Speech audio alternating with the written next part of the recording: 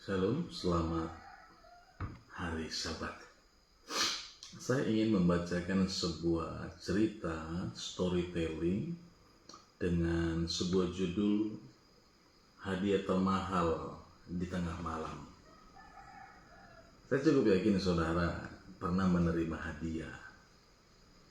Dan ketika saudara menerima hadiah, pasti dengan sukacita. Apalagi kalau hadiah itu adalah hadiah yang sangat mahal. Malam itu kota Yerusalem sudah sunyi.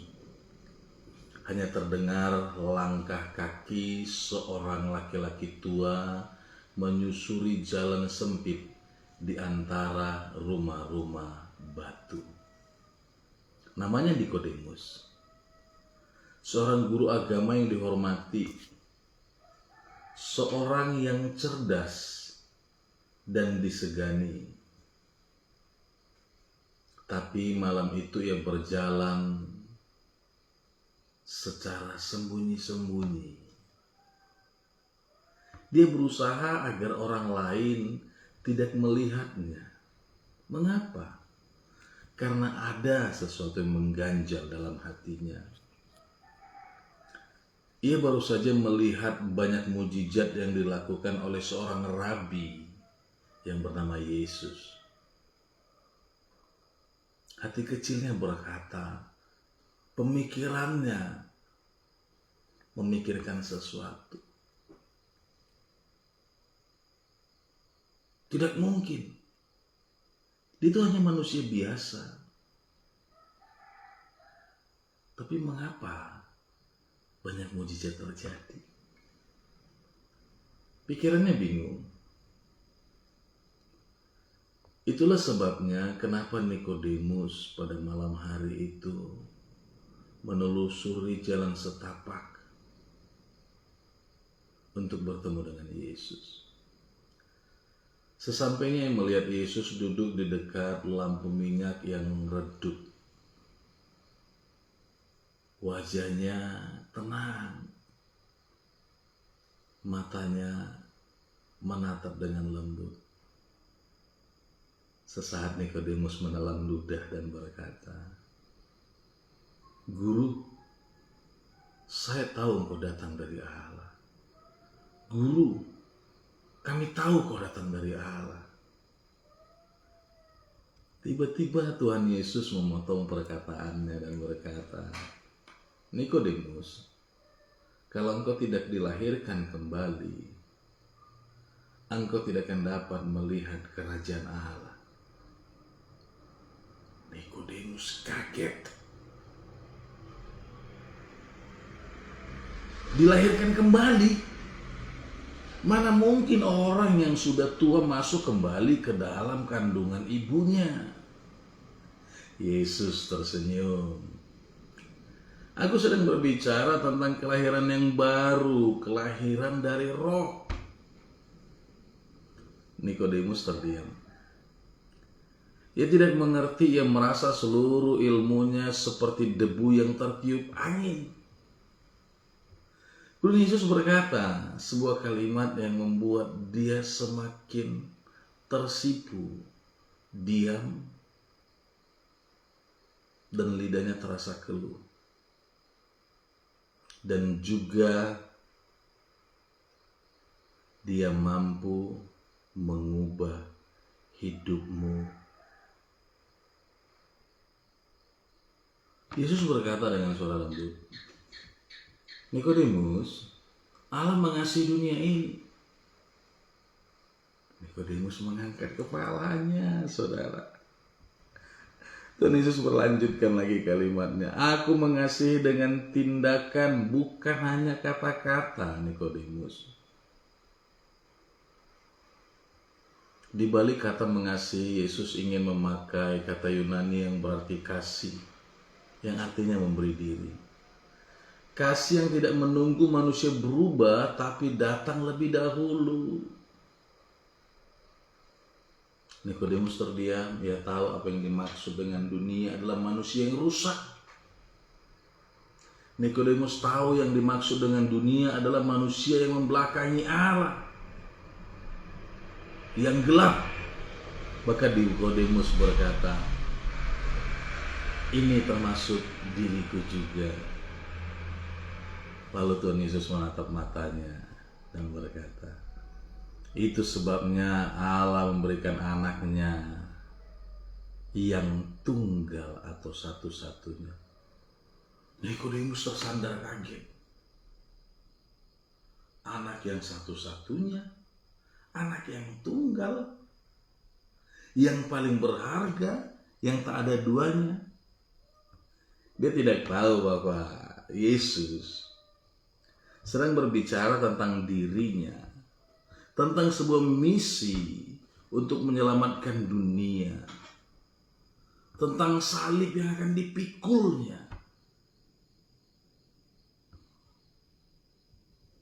Kemudian Tuhan Yesus menambahkan dengan kalimat sederhana, supaya setiap orang percaya, yang percaya kepada tidak binasa. Yesus tidak berbicara tentang kematian biasa, Bapak Ibu. Ia berbicara tentang hidup tanpa Allah, terpisah selamanya. Nikodemus merasa sesak dadanya.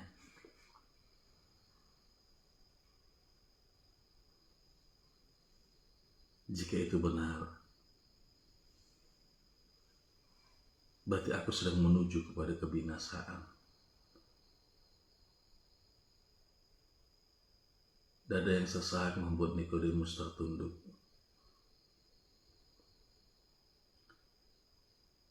Tapi Yesus belum selesai berbicara. Dengan suara lembut ia menutup perkataannya dengan memberikan sebuah pengharapan.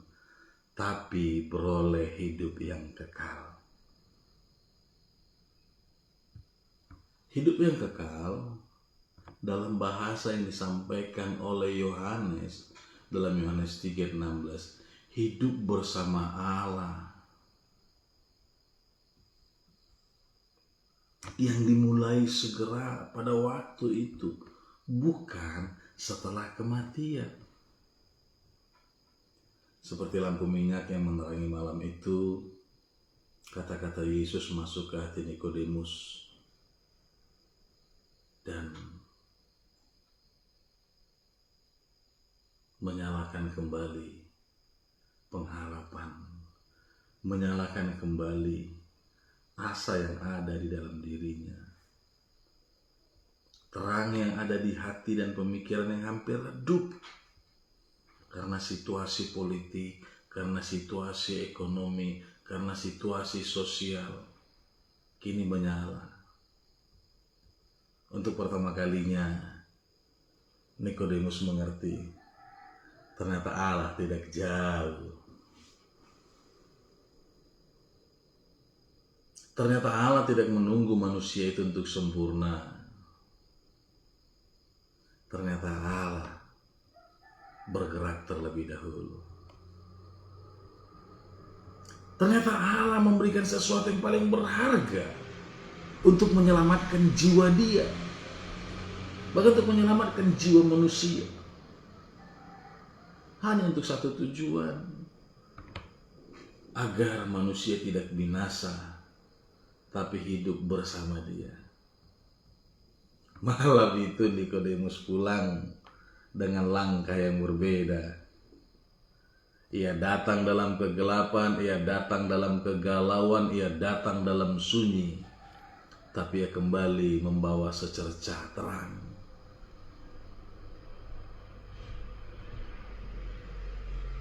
Dia pulang dengan penuh harap dan sukacita. Saudara, dalam kisah ini Allah mau kita mengerti bahwa Dia mengasihi saudara. Dia mengasihi dunia ini, Dia mengasihi kita. Dia mau supaya kita percaya kepadanya.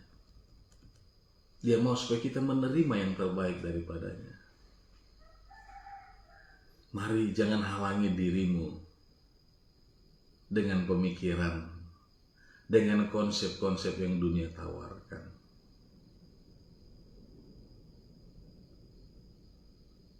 Jangan batasi dirimu dengan peraturan-peraturan yang bukan daripada Dia.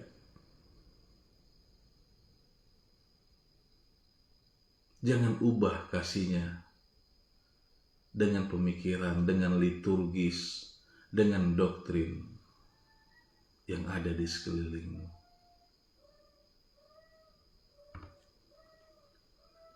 Nikodemus yang adalah orang pintar,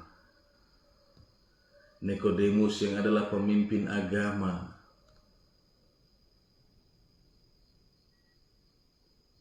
Nikodemus adalah orang terhormat,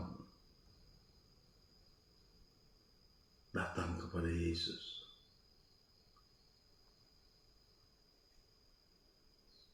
Datang dengan kegalauan, kebingungan, tapi pulang dengan sukacita. Siapapun saudara, datanglah kepada Dia. Dalam cerita ini, saya juga rindu para hamba Tuhan, para pelayan Tuhan. Berhentilah membuat konsep keselamatan, karena sesungguhnya firman Tuhan ya dan amin. Jangan kau membatasi keselamatan yang berasal daripada Dia dengan bahasamu, dengan pemikiranmu, dengan ide dan gagasanmu.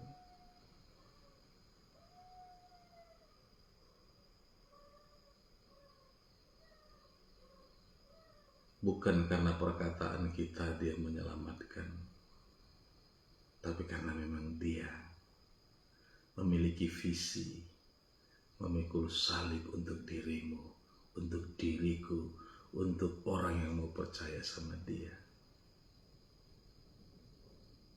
Sampaikan berita ini, cerita ini kepada banyak orang, karena begitu besar kasih Allah akan dunia ini, sehingga mengaruniakan anaknya yang tunggal, supaya setiap orang yang percaya kepadanya tidak binasa.